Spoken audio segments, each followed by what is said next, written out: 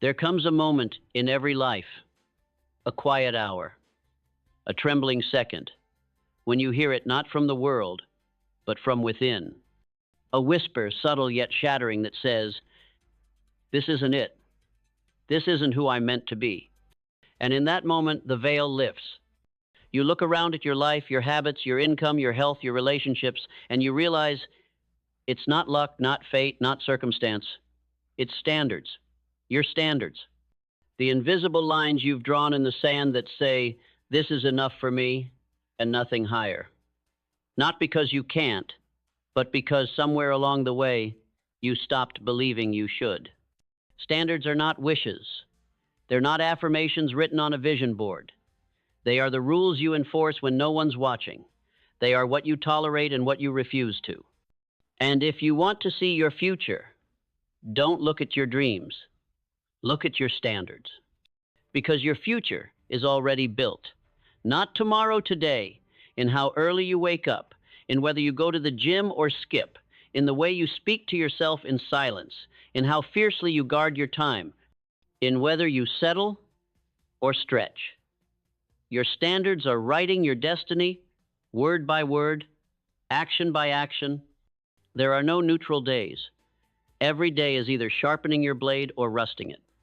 And here's the harsh truth. Most people aren't lazy. They're just loyal to low standards.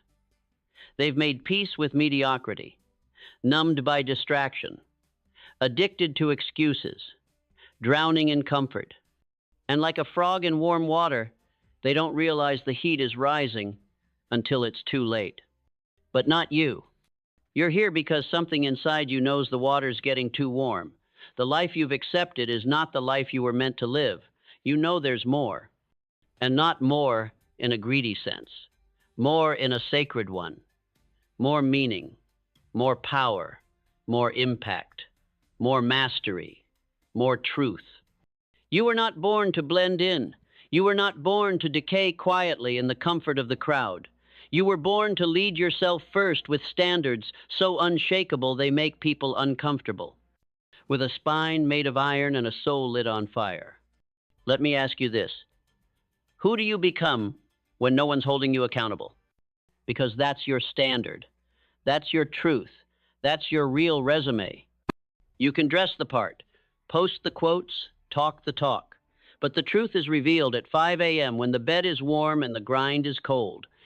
It's revealed when the deal falls through, when the breakup hits, when the rejection email arrives. That's when standards speak. Anyone can smile when life's a victory parade. But show me the one who holds their discipline when the storm hits. That's the one writing a future no man can erase. Thomas Edison failed 1,000 times. Not because he loved failure, but because his standard was invention, not comfort. His standard was, it must be done, not, I hope it works. Abraham Lincoln endured loss after loss, heartbreak after heartbreak, but he never let the world define what he stood for. He raised the standard for what leadership meant, not in politics, but in courage. Carnegie, Rockefeller, Ford, Disney. These weren't men with good ideas. They were men with unbreakable standards. Standards that rejected average like a virus. Standards that would not let them rest until the impossible was made real. So ask yourself, what do you tolerate from yourself that a higher version of you would never accept? Because that's the tension you need. That's the mirror you must face. You say you want more money, but do you demand more value from yourself daily? You say you want love, but do you bring patience, presence, and honesty to the table, even when it hurts? You say you want purpose, but do you create clarity each day, or do you wait for life to hand it to you? The world doesn't give you what you want. It gives you what you'll settle for. And settling is silent suicide. It doesn't kill you fast. It kills you slow. Day by day, choice by choice, until one morning you wake up and wonder how your fire became a flicker. But the beauty is, you can raise it. Any day, any time, right now. You can draw the line. You can say, I no longer tolerate this version of me. You can silence the voice that says, you've always been this way. Because the past doesn't define you, your pattern does. and you can shatter that pattern with a single decision to raise the standard. It's not about changing everything overnight. It's about changing what you accept from yourself from this moment forward. Because once you raise it, once you demand more from your thoughts, your words, your choices, life bends to that expectation. Not immediately, but inevitably. Just like the river shapes itself around stone, reality reshapes around your standard. But make no mistake, the higher your standard, the harder the test. The world will resist you. Friends will say you've changed. Temptations will come cloaked as comfort. The old you will cry for resurrection. But don't flinch. Don't answer. Let the old self starve. Let it scream and fade. You're building something that mediocrity cannot understand. They won't get it. Let them talk. They won't see it. Let them sleep. Because when the harvest comes, and it will, they'll call you lucky. And by then, you'll be too focused to care. There's a reason lions don't lose sleep over the opinions of sheep. You're not here to be liked. You're here to become. So, if you want more, raise more. Raise your commitment. Raise your clarity. Raise your discipline. Raise your self-talk. Raise your environment. Raise your tribe. Because what you don't raise, you reinforce. What you don't challenge, you choose. You are not tired, you're uninspired. You are not lost. You've just been playing by rules meant for someone else. You don't need permission. You need a standard that scorches every excuse in its path. And once you raise it, really raise it, the world responds. Not because it's fair, not because it owes you, but because the universe has always bent in favor of those bold enough to believe without proof and act without applause. And when you cross that line, the line where ordinary ends and ownership begins, you realize something profound. Your potential was never the problem. Your future was never out of reach. It was your standard. And now that it's raised, there's no going back. Now that the line is drawn, and the old version of you has been called out, there is only forward. No sideways glances, no nostalgic longing for a lesser life, no bargaining with your past. From this moment on, you rise or you rot. There is no middle ground. The standard you set becomes the oxygen of your future. Breathe in doubt, and you will suffocate in regret. Breathe in discipline, and you will elevate into your next dimension. The mind, left unchecked, will always choose the path of least resistance. That's why success, true, soul-shaking success, isn't natural. It's forged, crafted through intentional repetition. Through daily choices that feel insignificant in the moment, but compound into destiny. That gym session you wanted to skip, that email you hesitated to send, that book you didn't feel like reading, that 5-minute meditation you told yourself you were too busy for. Each one, a stroke on the canvas. Each one, defining the difference between greatness and almost. And here's the paradox. Raising your standards isn't about doing more.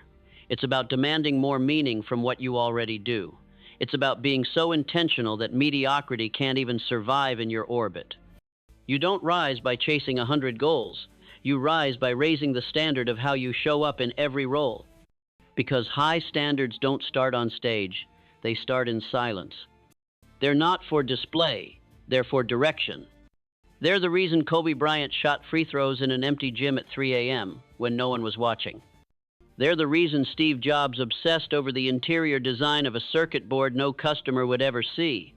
They're the reason Beyoncé rehearsed until her feet bled, because excellence is never accidental. Excellence is a decision, a demand, a decree that says, I will not betray my potential no matter how hard the path gets. But here's the price. High standards are lonely. They separate you. They isolate you from the average, the good enough, the take it easy. Because when you raise your standard, you're no longer playing for applause. You're playing for alignment with your highest self, your deepest values, your divine potential. So yes, you'll outgrow people. Yes, you'll make sacrifices that sting. Yes, you'll feel misunderstood. But you'll sleep at night, knowing you didn't sell your soul for validation. You'll walk into rooms knowing you built yourself with integrity. You'll look into the mirror not for praise, but for peace. And that peace is priceless.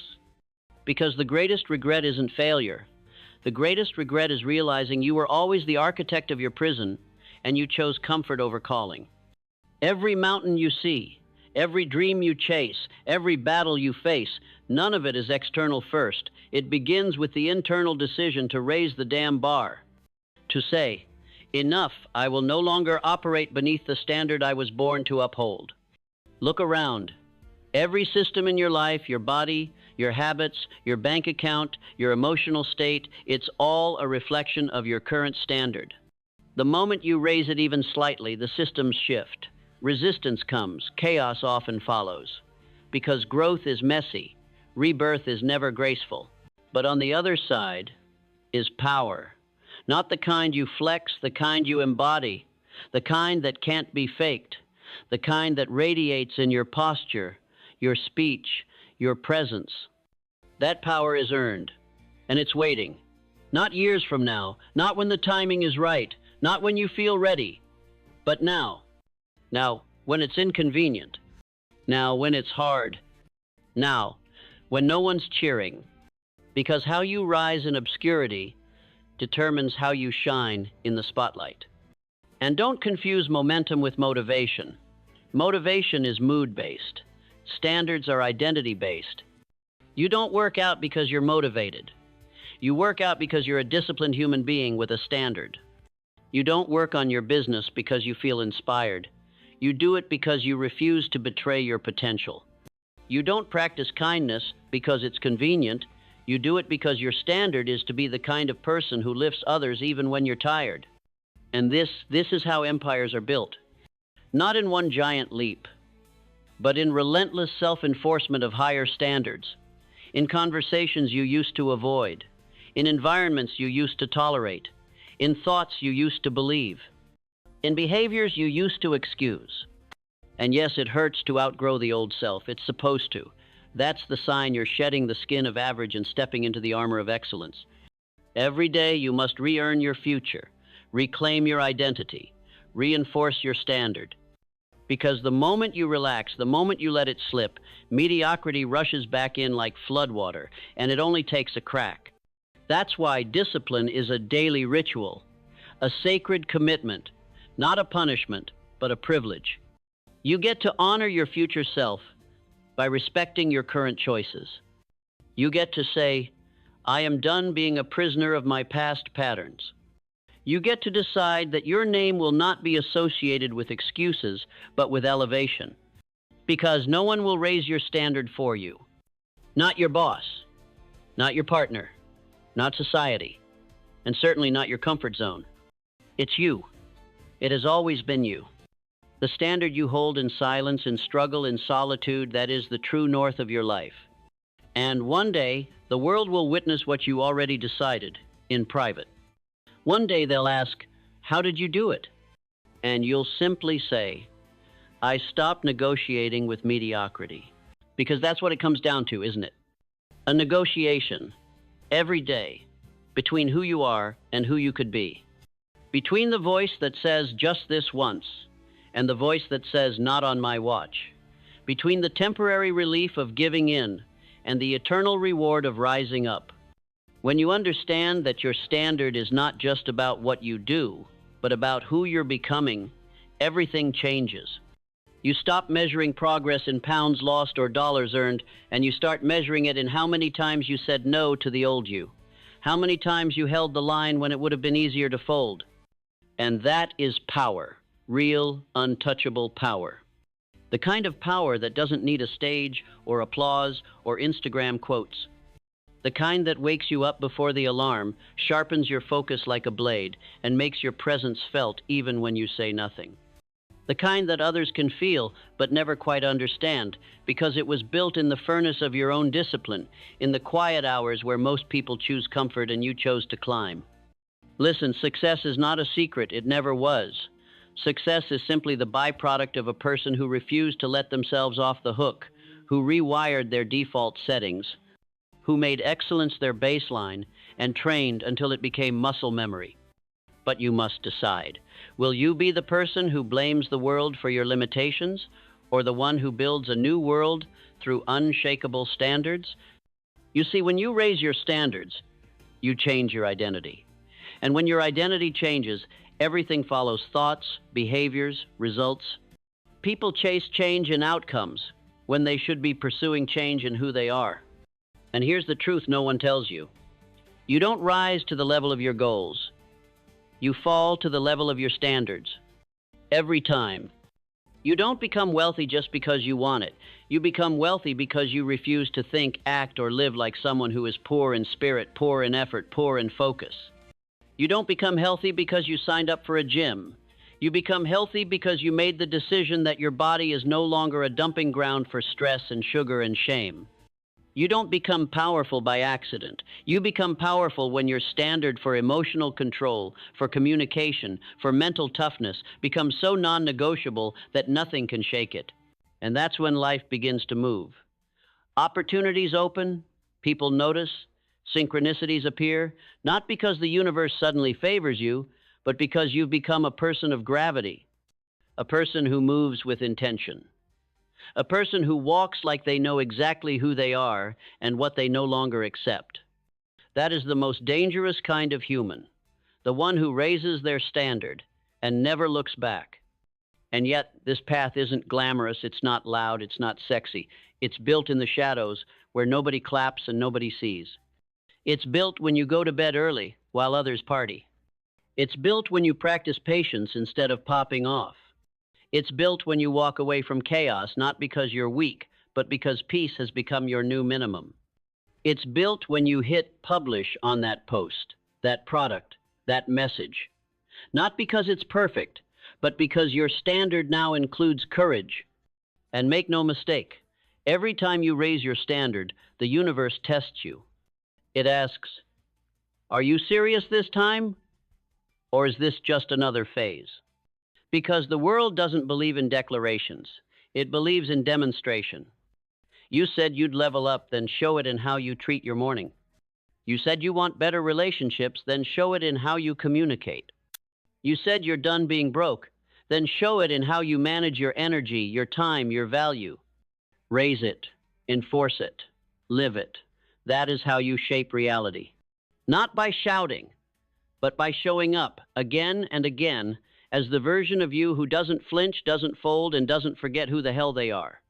And that version of you is not waiting somewhere far away. It's buried under the clutter. It's suffocating under distractions. It's begging to be freed from the prison of your own comfort. But here's the final truth. Nobody's coming to rescue you. No mentor, no partner, no windfall, no miracle. Just you and the relentless, ruthless decision to become your own standard bearer. You are not a product of your conditions. You are a product of your choices. And the highest choice you can make is to refuse to live one more day beneath the life you were meant to lead. This isn't about motivation. It's about ownership. This isn't about hype. It's about honor.